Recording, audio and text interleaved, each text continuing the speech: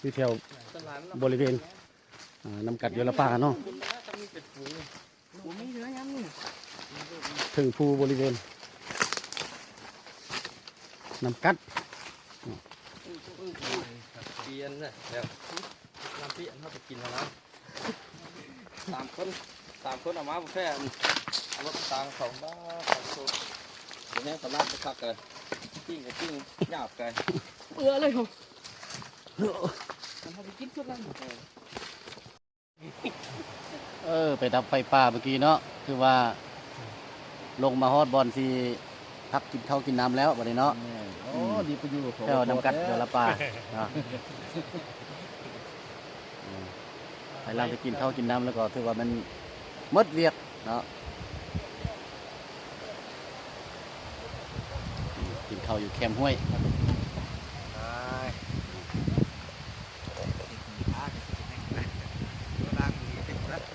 5 ดอกกินมันยังแดง